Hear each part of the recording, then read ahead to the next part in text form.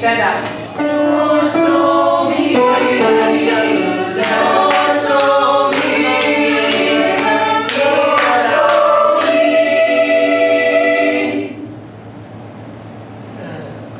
You guys are starting to sound like starting. Someone calls you by your name. Can't wait. Why do you have to be so mean?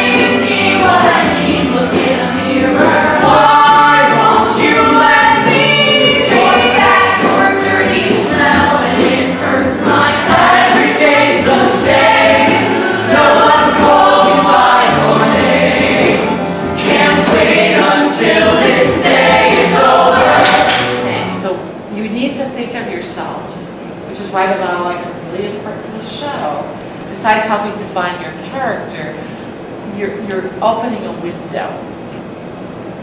Because every single thing that you are talking about is happening to somebody sitting in the audience. It just is. I'm Tess, I'm 13, and in the show I play a character named C. I'd say it was a pretty interesting experience to write that because not only was it like, it wasn't just me writing a monologue, it was in a way translating all these things I had been feeling and been too scared to tell anyone or too shy. I could have this outlet to tell them, and there was definitely, while I was writing that monologue, a certain amount of, yeah, that's how I was feeling and coming to terms with it myself. And the Youth Performance Company has given me a lot of opportunities to express myself in the sense that they've let me write my own monologue. Like I said, that just let me say all these things that I've been bottling up for so long. People find it a pretty difficult idea to grasp. I have female checked off on my birth certificate after all, right? Therefore I'm a girl? But it's not that simple. I don't fit in with the girls. I never have. Even when I was a little kid, I was always more into pirates and playing pretend than messing around with dolls and tutus. One time, when I was 7, I got my hair buzzed because I wanted to look like Anakin Skywalker, and all the girls decided I was too much of a boy to play with. So they stopped playing with me. I remember in 6th grade being so angry, feeling like I'd lost all my friends. Then came high school. One day, I was drawn by my locker when a boy I used to play with came up and shoved me to the ground. He called me a tranny and ripped the picture I had been working on in half. I remember all of those friends, boys I used to wrestle with, and girls whose hair I used to braid, laughed and pointed at me, calling me a freak and a dyke and a fad. Kids started hiding me notes in my locker, taking my stuff, avoiding me in the hallways, crowding around at lunch tables so they didn't have to sit at mine. No one would talk to me. I felt so alone all the time. What could I do? I didn't have a choice. I had to go back. Every day. Alone. Every day it's the same thing. I wish I were invisible. My name is Casey. I'm 15 and I'm in 10th grade. I play David, who's one of the ensemble members in Mean. I think that David is the kind of kid who is very much in the middle. In his monologue, he talks about having dyslexia and how that makes him look stupid in front of his friends. And he just absolutely hates that because it puts him at risk and makes him look like the victim in a way where he's never wanted to be that. Because there have probably been scenarios where he's been the bully too. When I'm asked to read out loud in class, I get sick to my stomach. I feel like I'm gonna throw up. I get so freaked out and tense that I can't even breathe right. And the same thing happens every time. Kids start to laugh a lot, or moan, or groan. And then the clever comments start, like, you read so slow you're going backwards, or you're the reason hooked on phonics was invented. Blah, blah, blah. My brain doesn't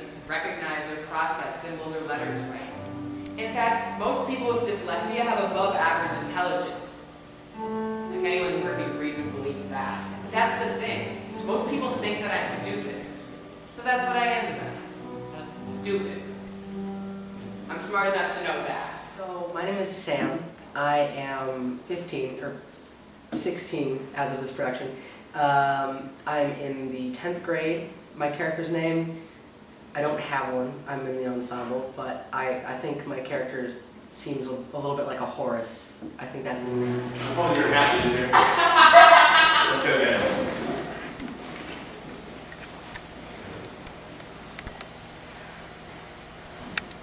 I learned I just couldn't trust anyone.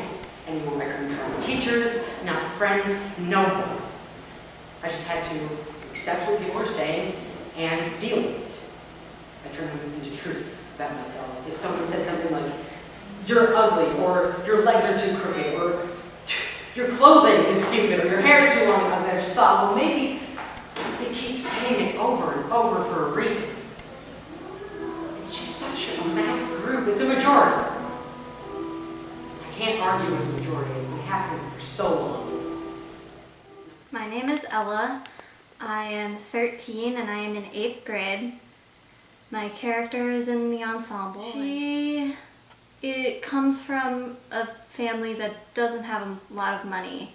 So the school is trying to help her out and giving her free breakfast. Free breakfast! Got it!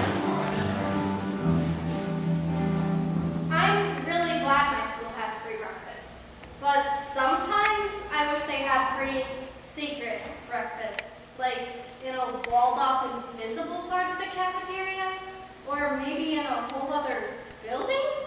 That still wouldn't solve the lunch problem, though. There would still be those awkward moments when Joe and Carly would want to go to Jimmy John's, and I have to make up excuses for why I can't go. Because the last time I told the truth, I couldn't go because I didn't have any money.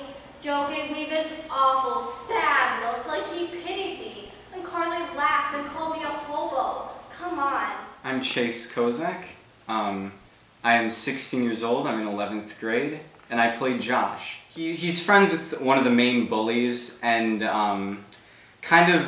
he doesn't necessarily approve of the way that she treats the protagonist, but he tolerates it. The interesting thing about Josh is that he grows over the course of the show from a bystander who does nothing to someone who is not afraid, or is afraid, but is taking the risk, is willing to take the risk of telling a bully that what they are doing is wrong. She didn't do anything to you. You told me yourself. You thought she was Well, I didn't say it to her face. There's a big difference. Are you just hurting her feelings because you can? Maybe. It's funny. And anyway, if you're so in love with her, why don't you go out with her? Nobody else will. I don't want to go out with Taylor, but that doesn't mean she isn't nice. She's nice. She's nice to you. I don't know what kind of people these kids are going to grow up to be. Are they really hardened killers, or just stupid and angry? Just stupid, angry kids. Hi, my name is Catherine. I will be playing Taylor. I am a 16-year-old junior. She's a really sweet, very, very shy sort of person who gets totally targeted by this one girl named Hannah, who she bullies her over her weight, and she tells her that she's ugly, all this other stuff. It's not a fun time for Taylor, but she ends up sort of gaining her power back and empowering herself. Hi, my name is Flannery McGreevy. I am in 9th grade, and I'm playing the role of Scarlett in the show Mean. My character is kind of like a basic-ish person who is very intimidated by her friends, but also is like a very follower. She doesn't really have a lot of her own opinions in anything. And she kind of gets caught up in a mess that she doesn't necessarily want to get caught up in, I guess. And throughout the end, she finds her way more. My name is Ariana Richardson. I am 15 years old.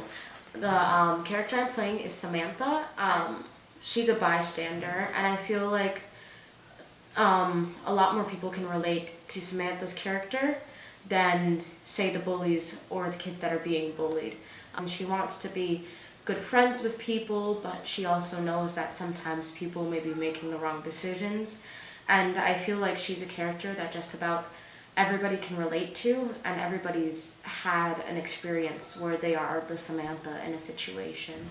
Look in the mirror and say, you're ugly. Go on, say it. If you do, I'll give you $1.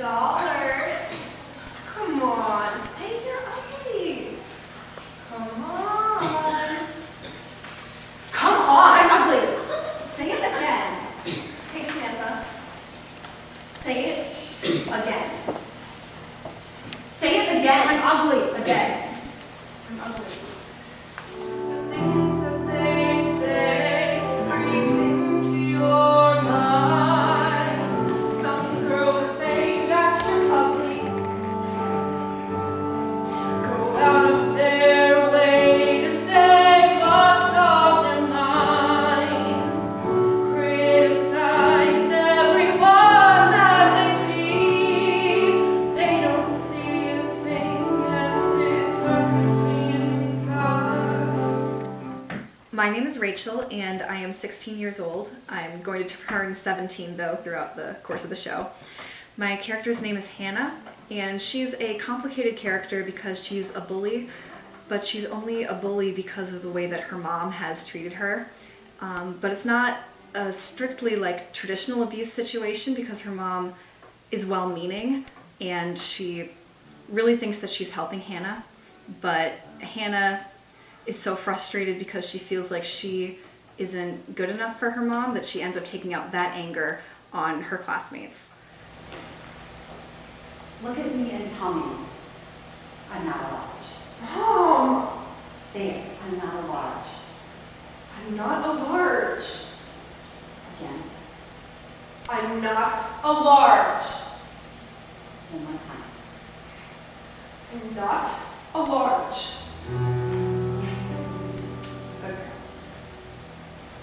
You're so smart. Wonder will I ever be enough? Wonder what it takes to be good enough. Mama, won't you tell me? Good enough. What do I have to be, Mama? What do you want from me, Mama? Won't you tell me? I'm good enough. Hi, my name is Connor Carlson. I am 19 years old. I play the character of Danny, and Danny is basically, he's a school bully. He's the captain of the football team, he's the quarterback, and I honestly make a havoc life for Nick, Joey, and most of the other cast members. Hey Joey, what? How come you're hanging out with Nick? I don't know. You know he's gay, right? Shut up. Shut up. Joey, come here for this. I need to talk to you. I'm Tristan. I'm 19. I'm a sophomore in college. I play Nick. He's questioning his sexuality, but he doesn't really realize that yet until, of course, Danny starts to bully him every day. And then he starts to think, and he's wondering, you know, what if I am gay? And that's been a really tough challenge to portray because I've never had that experience. I've never been bullied for that. From an acting stance, it's very tough. It's hard, you know. When you're acting this way, I try to become the character, and what the other characters say to me, I take to heart, you know, and I use that and I put that into my acting so that the real emotions can sort of come out on stage. And it's draining. Like, I go home and I just want to go to bed sometimes because that it really hits I guess close to home, and that sense for other kids, like, I can see why every day they would just be emotionally and physically drained. Man, who did it? You're hilarious, Danny. What? I didn't do it. But hey, I'm glad someone else did though. People are frightened whether or not they're walking next to a queer. So, you know, they don't touch your stuff, they don't want to. So you can open your locker. Come on. My name is Carl. I'm 15. I play Joey in the show. I'm in 10th grade. And yeah, Joey, he's Nick's friend, the one who gets picked on for being gay.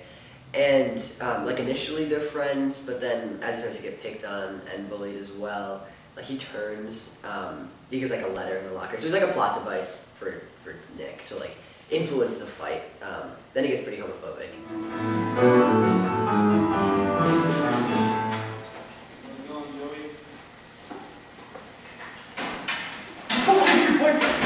I don't want to be your boyfriend because I'm not a queer. Do you think I'm a queer? I mean, do I look like a queer to you? No. You leave me alone, pervert.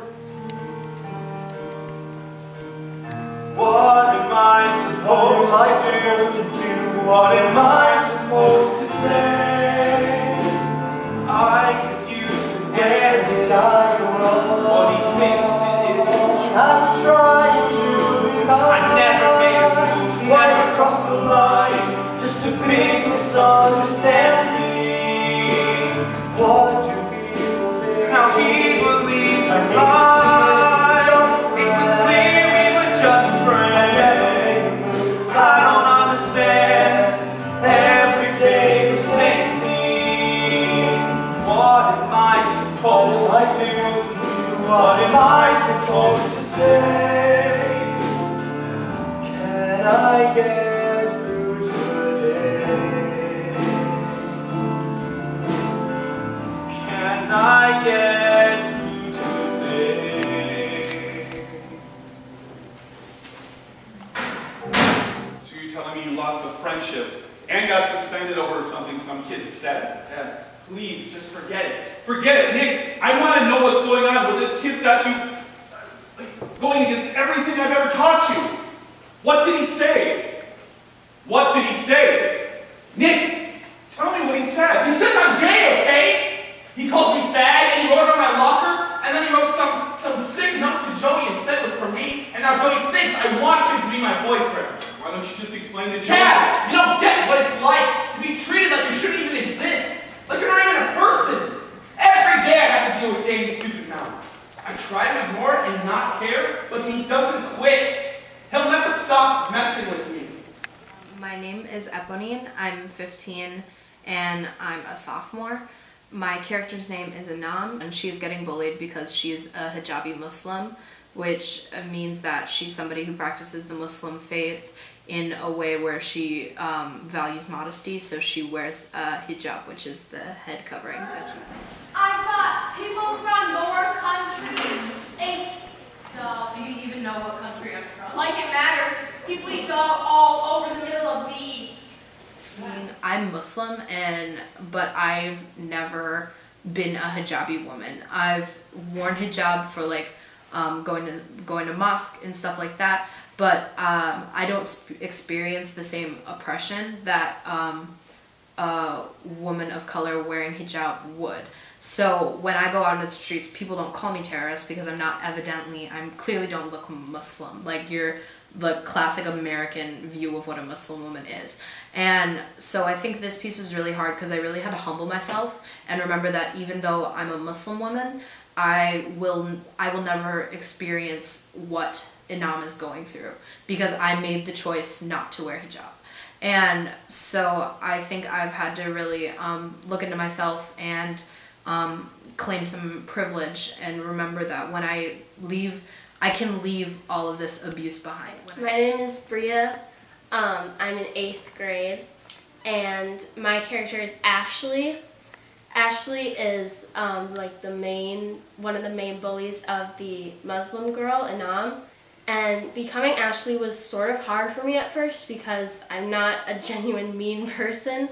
So it was a little hard trying to channel that, and I felt weird saying some of the lines I had to say, but I had to just tell myself that this is what I have to do, this is for a show, obviously this is not me, this is like teaching other kids that this is not okay. You know, I think only complete idiots treat somebody so cool because they're different. And I can tell by the looks on the faces of all your friends that they agree. So maybe you ought to stop embarrassing yourselves and treat me like a human being. My parents were immigrants, then they became citizens. I was born in this country. I'm American. She's American. I do little things for my family and for me. I'm proud to be proud to be American. Where my own kids, you know nothing. And by the way, the sandwich I was eating, turkey sandwich. Turkey sandwich. I'm Adeline. I'm 15. It's my sophomore year. I'm playing the character Liz. My journey with RPC has been actually really, really weird. It's because I've been working with this theater for a while, and all my family did too. So working with them is just like, it's great because I know that it's a good environment for me to be in. I know it's a safe place for me too. And actually, before this, I was struggling with anxiety and depression and psychosis. I knew that coming here, I'd be safe, and Jackie would take care of me if anything went wrong. And so that's how I found this place. Hi, my name is Jill, and I am 47 years old. I play the character of Ms. Roth, who is a teacher at the school. As far as this particular show and why I chose it, I didn't choose it per se. I think it chose me. I was returning to the stage after a very long absence. I had just started auditioning places. I am handicapped, and so it was kind of difficult for me to get places and to have the energy to do even auditions. When I got the script and we read through it, I was really excited. I've never done a social justice piece of theater before, and I started to get really excited about it. I, just like most people, I think, have experienced bullying.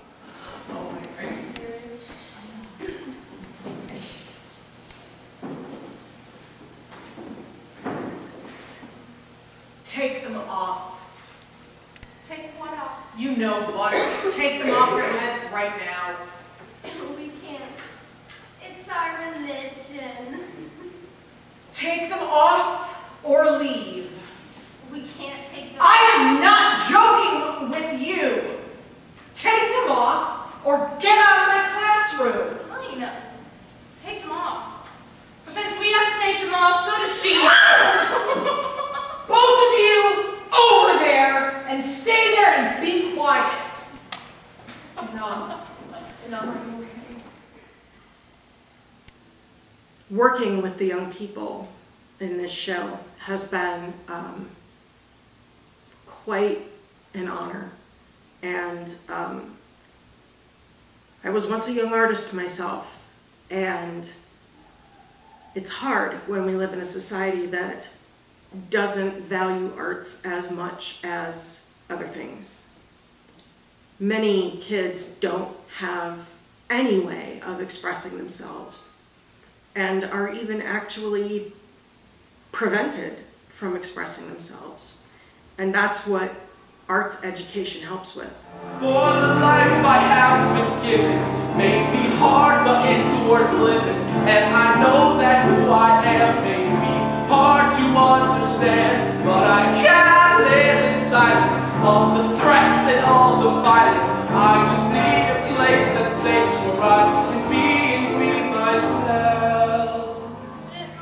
I remembered all my lines, and I thought the emotion was really strong, which was good. It was really interesting to like actually perform for like a student audience. I thought like I was worried because I thought they were gonna be really rowdy, and they were, but it was in a really good way. Like they ended up being excited for scenes that I didn't think they would, and it was just an interesting perspective on the show. They were really responsive. Responsive? How so? Like, tell me more. They were really into the show. You could hear them actually. Some of them were commenting to players on the stage as things were happening, and you could see them kind of interacting, getting excited about certain certain players that were coming onto the stage and, being upset about other ones that were coming onto the stage. Okay. Awesome. And the way they responded afterwards too, like a lot of them wouldn't shake hands with some of the bullies, and that were really, really into the characters that were being developed. Why do you think they didn't like the bullies? I think they were like really reacting to the show, like responding to what's happening and stuff like that. There were some problems. I thought I had a pretty good show, except I wore rubber bands for my braces, and on the last number in the middle of it, my one of them snapped, and that really threw me off.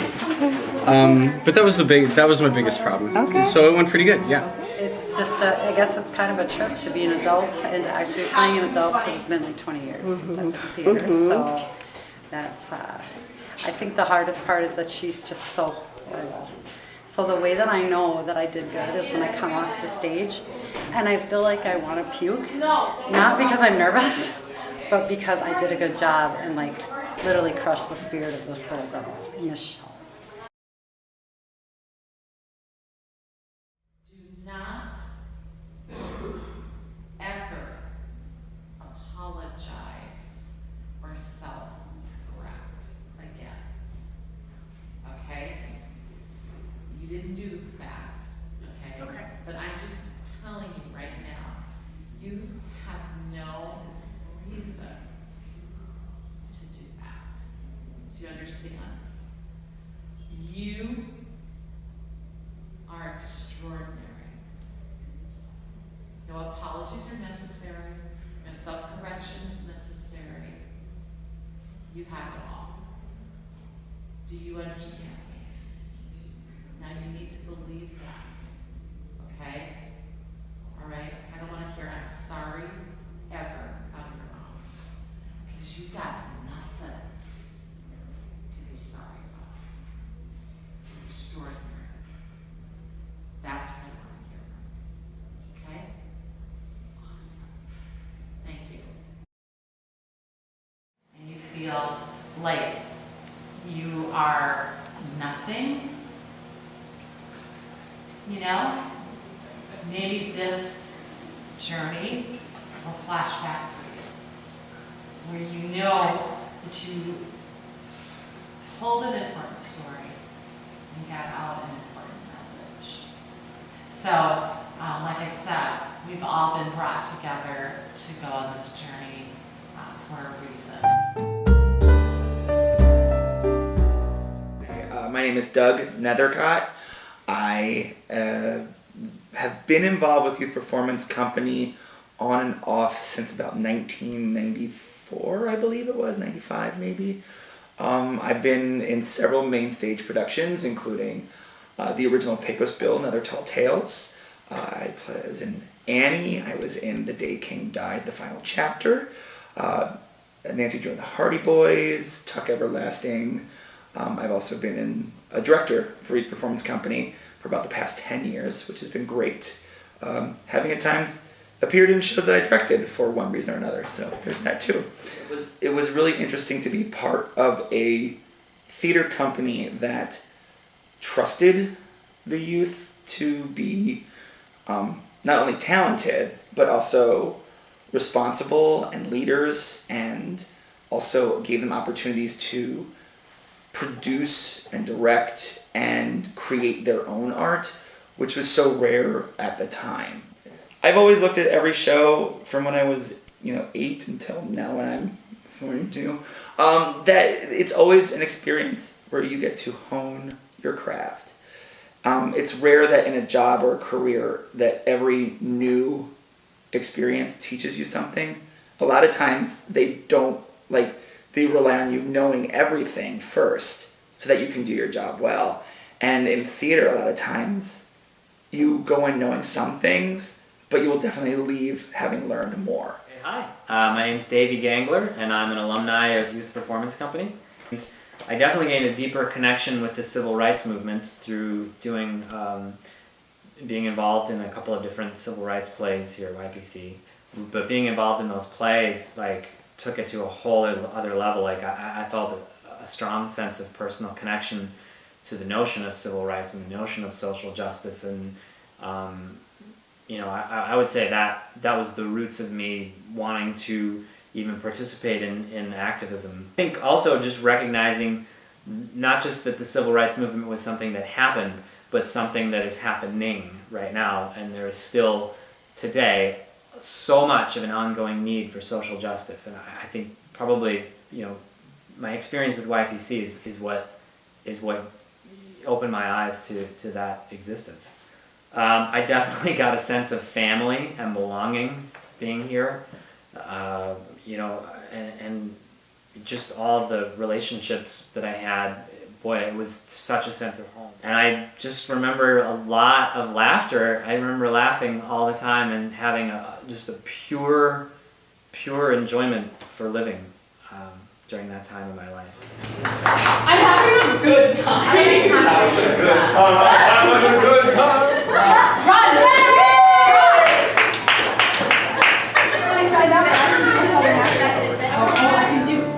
Yesterday I read about a kid like me. He was bullied every day, not a friend to depend on. His mother's broken heart and tears, his father cried. It just tears me up inside. He won't see another more. Mindfulness and the words we choose can be inspiring or can be abusive. Our words have power through the choice we bear, and the very things they could be the life we say. Everybody faces struggles on the journey we make, but we all can help and not through the struggles we face.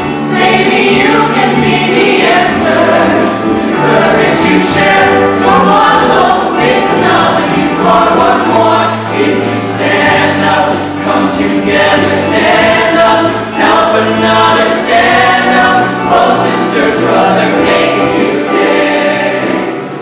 My friend got me through it. My family. My teacher. Myself.